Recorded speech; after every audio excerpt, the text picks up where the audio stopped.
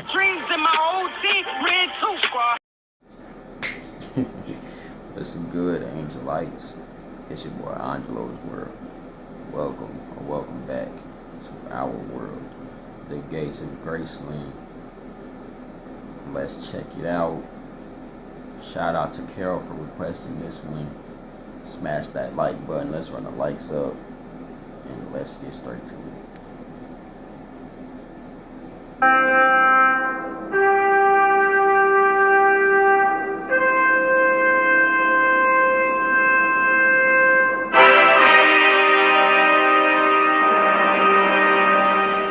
Hi, I'm Tom Brown, and welcome to a very special episode of Gates of Graceland.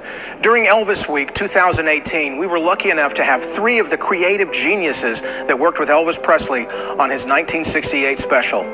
We had in-house Billy Goldenberg, who was the musical director, Alan Bly, the writer, and Steve Bender, who was the director and producer. Those gentlemen shared their stories with all the crowds here during Elvis Week, but they also found time to sit down with us and tell their story in their own words of working with Elvis on this 68 comeback special.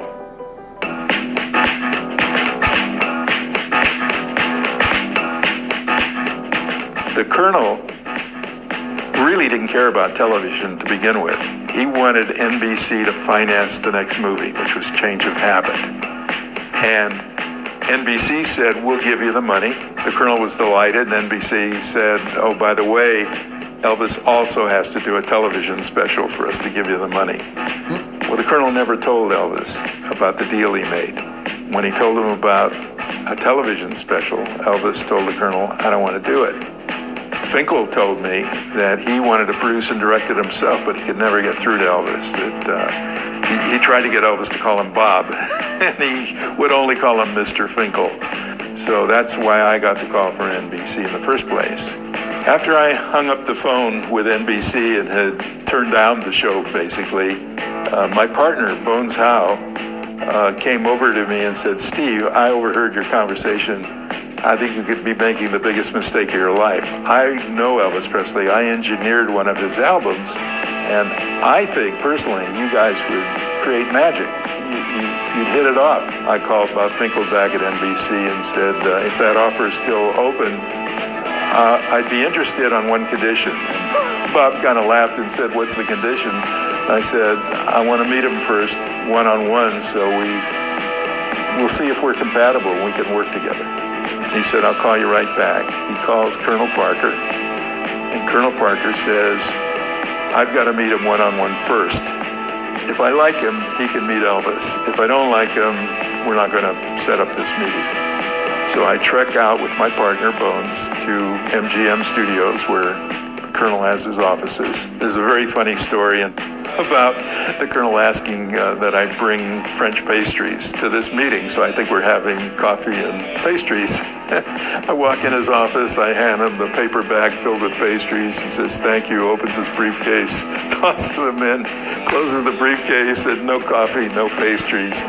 Then he says, okay, this is the special that I've agreed to and NBC's agreed to that Elvis is going to do. He hands me a 1/4-inch audio tape designated to give to all the disc jockeys in America as Elvis's gift, Christmas gift. And what it is, it's Elvis singing about 20 Christmas songs. Well, I knew instantly this is not something I want to do.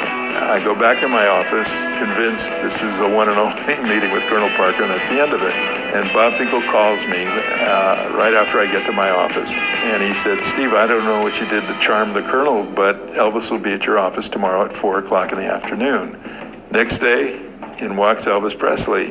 He had a few of his entourage with him, Joe Esposito probably, and Charlie Hodge.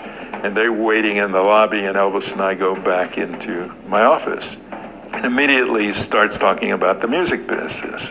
He said basically he'd been away from the industry since he went in the Army for 2 years in Germany. Then he came home and he started a movie career. So it's been about 8 or 9 years since he's even performed.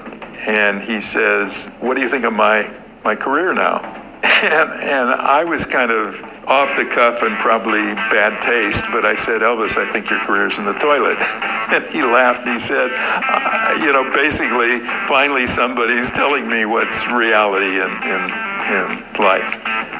He said, I'm not sure I can even perform on television. First of all, I don't like the media to begin with. I liked doing the Ed Sullivan Show when I started, but ever since then, they put me on television and make fun of me. They put me in a tuxedo, they put a hound dog in front of my face, and they want me to sing hound dog and things like that. And he said, it's not my turf.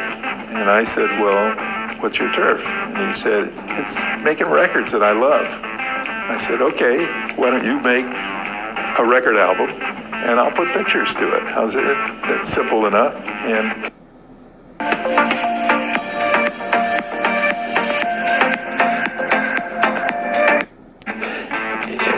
finally somebody letting Elvis do what he wanted to do instead of telling him what the fuck to do. Like, especially when it comes to music, like, you can't just force somebody to make a song, especially if they not, like, if they, or make music that you like that they don't like. At that point, it's not genuine. But anyway, a few months later, he told me that's the line that convinced him that he should take a shot and do this television show. Steve Binder was the perfect director, perfect producer for that show. He brought all the right guys into the project. We actually met the Colonel first. Both Chris and I had decided we would have a good sense of humor, and we said to him, to the Colonel, we're very pleased to meet you, and we particularly love your chicken. But the Colonel looked at us like, what? What does he mean? It's just a matter of he was not very fond of our humor. Elvis was very fond of our humor because his humor is very much the same. It's a kind of a cynical, fun approach to everybody around him. The Colonel told us what he wanted to do. An hour of Christmas music. I said to Bob and to Steve, what do you need Chris and me for, or all these guys? You can do this show in. It's an hour of Christmas music. They both explained to us, we want you to give them an idea. You have an idea for the show, or you will have an idea for the show. We want you to come up with something that will really excite him. And that's all we needed to hear, because we had the executive producer and the producer and director behind us. We were so free. We just wrote freely. But they locked themselves in their writer's room in my offices, and they eventually came out with their idea of what the Elvis show should be. And Elvis, in the meantime, after our first meeting, had gone to Hawaii to vacation. On the basis that he'd come back, we'd pitch him our idea for an Elvis show, and he'd make a decision whether he wanted to do it or not do it. By that time, I had Chris and Alan in the room with me with Elvis, and they basically did the pitch. Well, Chris Beard is a comedy guy to begin with, and he could really deliver on, and we're going to do this, and we're going to do that, and he had an infectious laugh, Chris and I were the two right guys to be ready for him, and everybody in the rest of the staff they were perfect for him. Everybody was trying to appease him and impress him, and we did. And we impressed him enough to gain his respect. Well, it was terrific because he agreed with what we were saying with it, and we had descriptions and for TV, and so agreeable, so encouraging to us. They finished their pitch, which was about, no more than 10 or 15 minutes, and he said, I love it, let's do it. And I said, well, what do you like about it? What don't you like about it? And he said, no, I like it all. Let's just do it. He said, I like it. I got a good feeling about this. What I never knew until Priscilla told me years later, that when Elvis came home, he said to her, I don't care what the Colonel thinks. I got a feeling about this and this guy Binder. I'm going to do what he asked me to do. I just got a good feeling.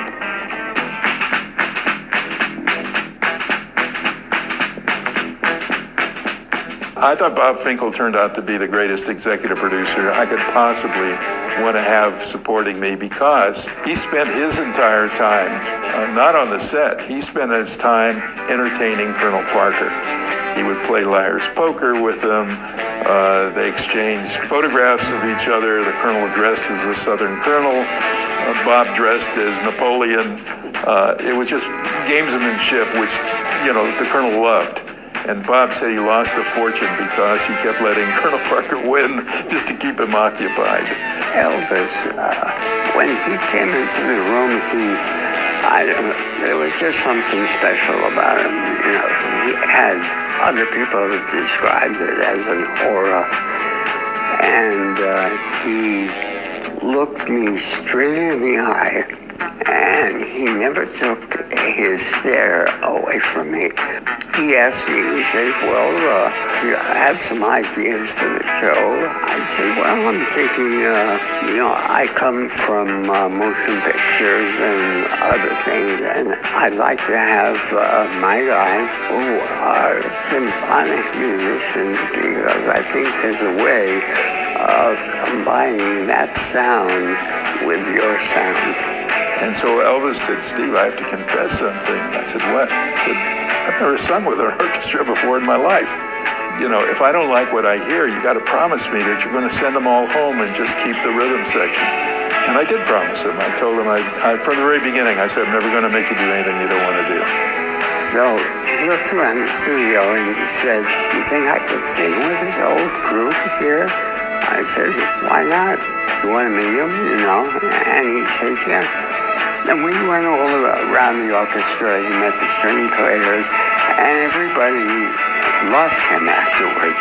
Because none of that orchestra was expecting anything like this. But he was so decent to everyone, and they all fell in love with him. We had booked about close to 100 lookalikes, because we were going to start the show with people, men of all ages and all ethnic backgrounds, and they're each going to do a few bars of, if you're looking for trouble, you're just looking in my face.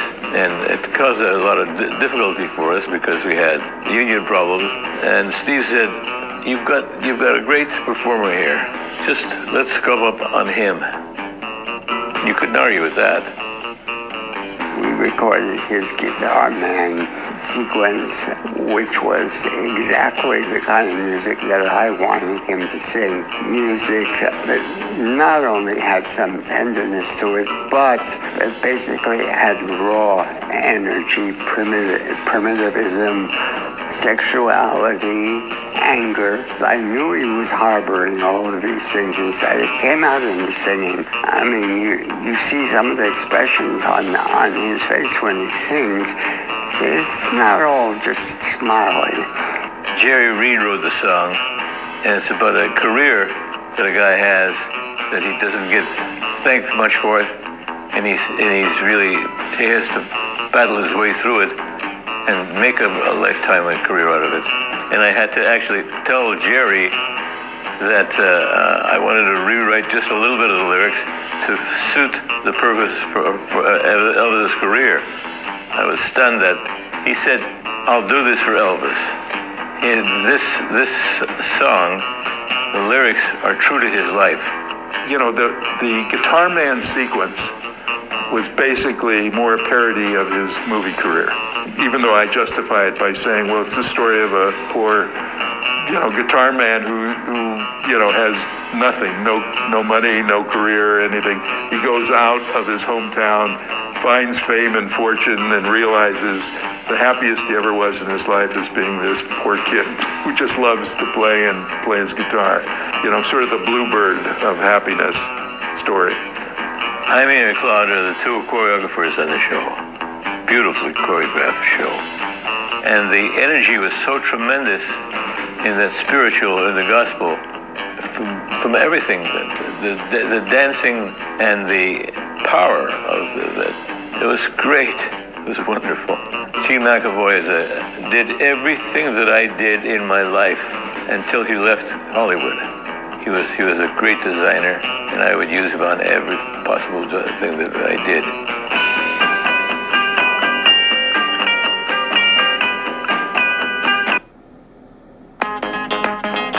I like it. Yep, it's mine. The prices blow my mind. So we have this incredible soundtrack, and when I brought them all to the NBC studio in Burbank, welcome to NBC. Elvis was very nervous, and I had decided to put him in this sort of boxing ring stage without the ropes, which made him kind of a caged animal. We had this live orchestra in the bleachers behind him, which you can actually see on a big screen. He was magical. I think I did 2 takes of it. In other words, I had him do the segment where I did what they call stop and go, where if I felt he blew something or, you know, something wasn't right, I'd just stop and say, do it over again, and then we'd piece it all together. And we had a live studio audience for that. There were all of these ladies in the audience who were now in their 30s. They used to be 18 years old, but they were still screaming. And, you know, every once in a while, like when we would take a break, he would come over and talk to me. He said, can you believe this thing? I feel like this is what I used to do. You know, I said, just have fun with it, you know. He says, I know. So he did Hound Dog, he did Blue Suede Shoes, etc. You know, Can't Help Falling in Love, all his classic hit records. It was fantastic, and he was having fun. I mean, there's one song that he sings where he says, you made my life a wreck. I mean, just improvising it. Was another expression he used. My boy, that he used all the time. I mean, you know, but it just brought out, you know, his basic instincts and his raw talent, which was what I was looking for.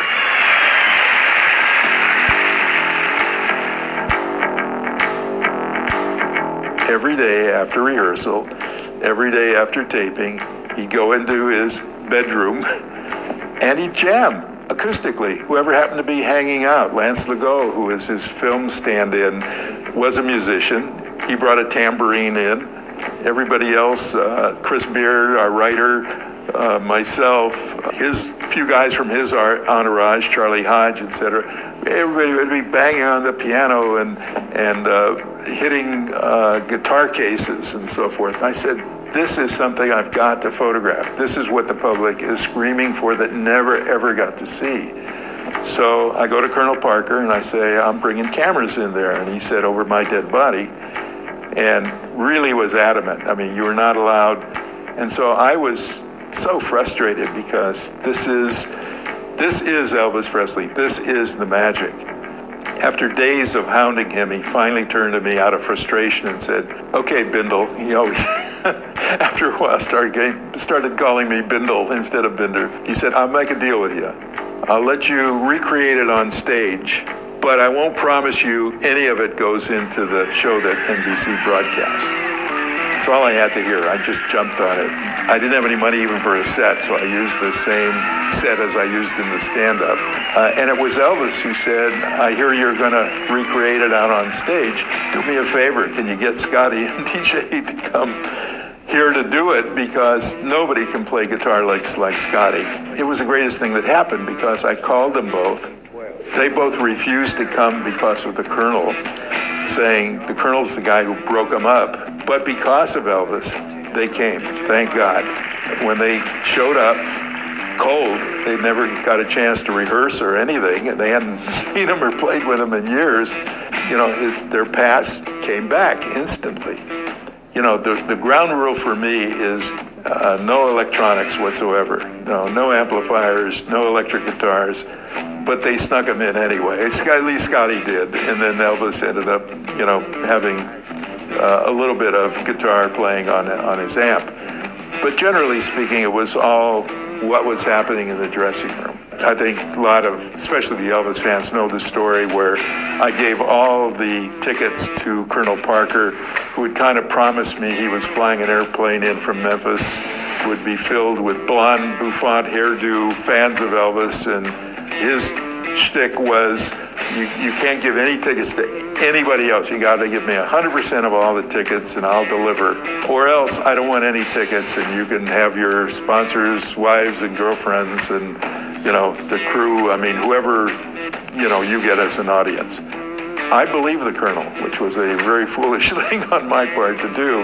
The night before I left the studio and we were going to be taping this improv segment the next day, the guard at the guard shack at NBC said, hey, Steve, do you need any tickets for tomorrow's performance? I said, what tickets? He said, oh, some bald-headed guy came by, handed me a whole stack of tickets, and told me to give them out to anybody who comes in and out of the gate. So we had no audience. We went begging the next morning.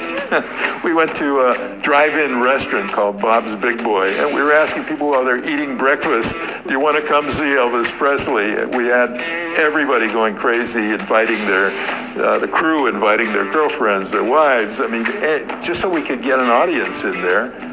Fortunately, by time we were ready to tape, we had an audience that we could surround the stage with. We had additional audience sitting up in the bleachers and so forth. And it turned out fine. You want to talk about panic? I was about as panicked as I could be. On top of Elvis, all of a sudden, kind of chickening out and saying, I don't want to do it. And I said, what do you mean you don't want to do it? And he said, Steve, I don't remember anything I said in the dressing room. My mind is a blank. I don't know any of the songs I sang. I don't know any of the stories we all told. So I took an 8x10 piece of paper and scribbled what I remembered about the improv section, which he took out on stage with him. And I said, Elvis, I've always told you I'll never make you do anything you don't want to do. In this case, you got to go out there. And I hear Bob Finkel introducing him on stage while we're in the makeup room having this conversation. And I said, you've got to go out there. I don't care if you walk out there, say hello to everybody, goodbye to everybody, and come back, but at least go out there. I turned my back on him. I walked out of the makeup room, went up to the control room, which was one flight up, not knowing whether he's coming out or not. I didn't wait to hear his answer. And I didn't know he was going to do the improv until I saw him on one of the TV monitors walking out to the stage.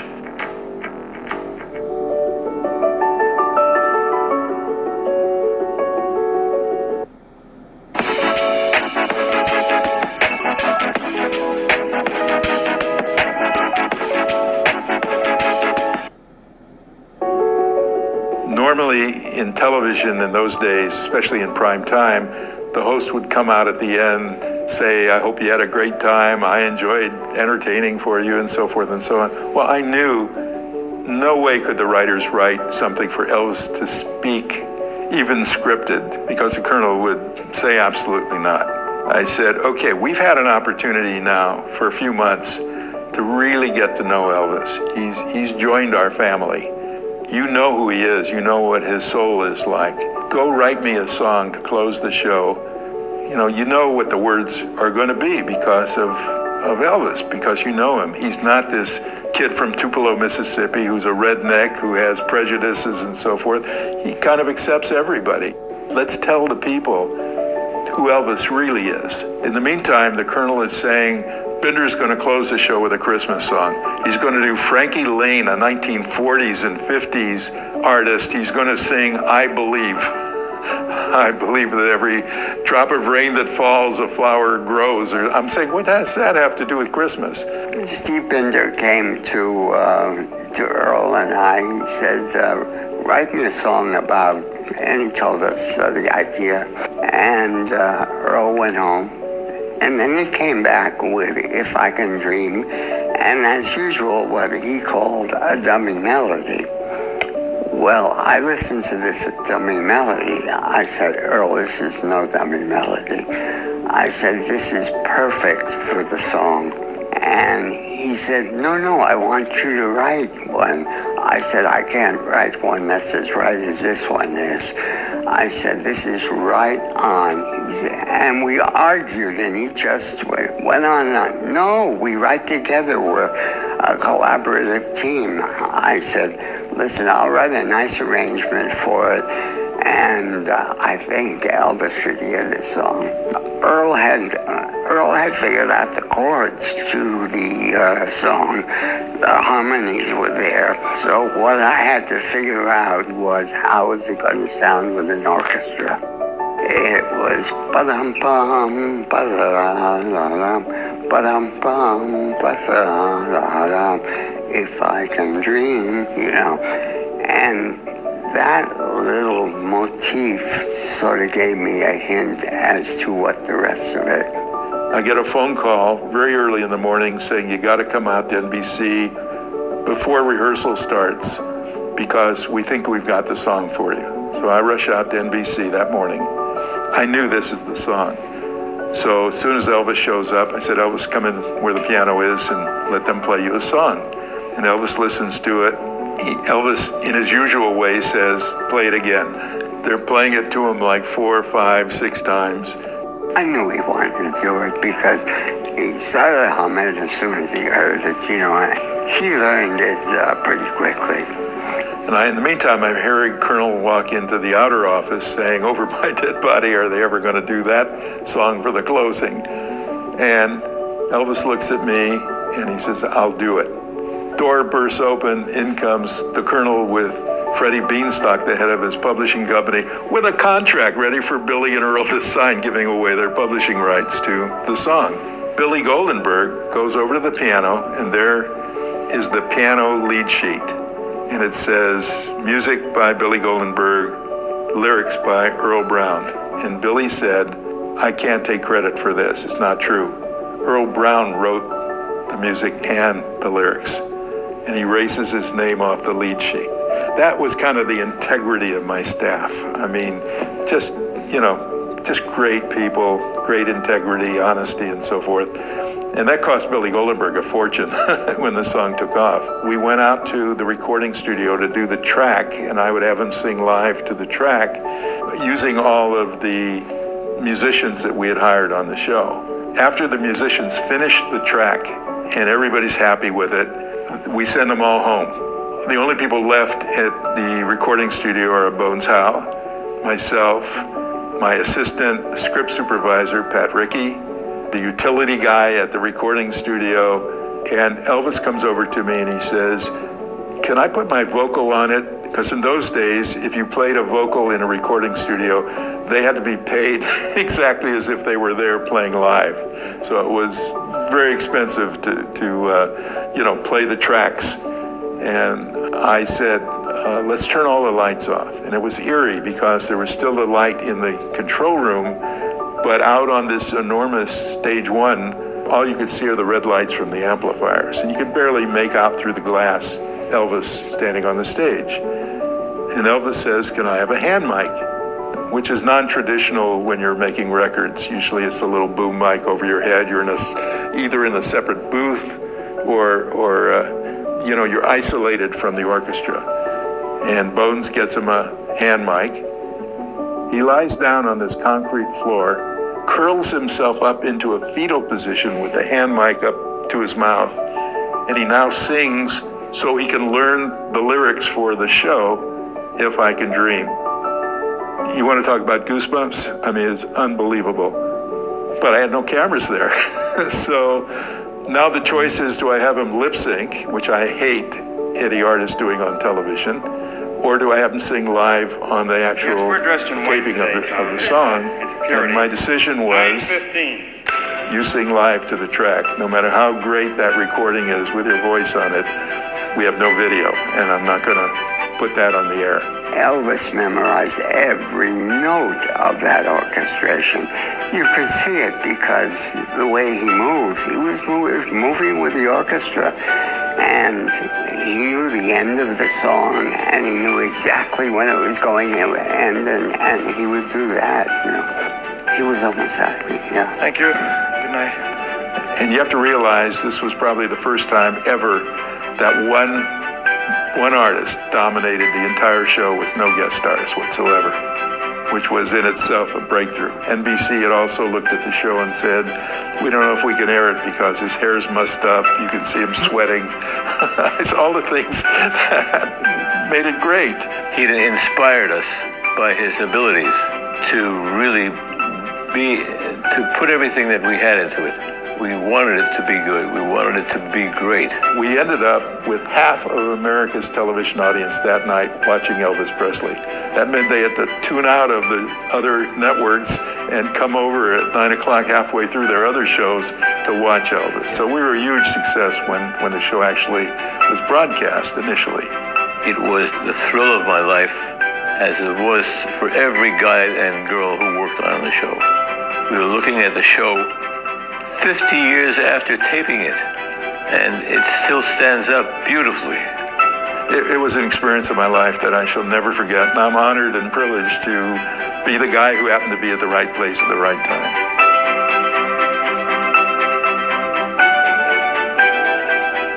50 years from now, we'll still be talking about the Elvis 68 comeback special. I'm Tom Brown. Thanks for watching Gates of Graceland.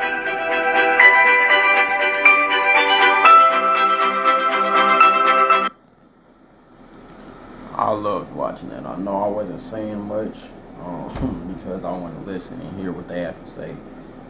But I loved watching that and seeing and hearing how it all came together. And of course, the Colonel, I can't stand him. I cannot stand him at all.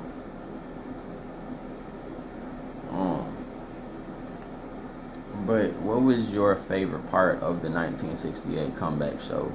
Let's talk about it in the comments. If you guys enjoyed this video as much as I did, smash that like button. Comment down below what other Elvis reactions you guys would like to see. And if you do not want to miss any other Elvis reaction I have on the way for you guys, smash that subscribe button and turn on that post notification bell so you can be notified and so you can be in the premiere when my next Elvis reaction goes live. While you're at it, go check out my very last video, my reaction to Death of Elvis. The news coverages that happened. That video will be over here, so go check that out. And also go check out my reaction to the 1968 comeback show. I'll link the video in the description, so go watch that, and I'll see you guys on my next Elvis reaction. I'm out.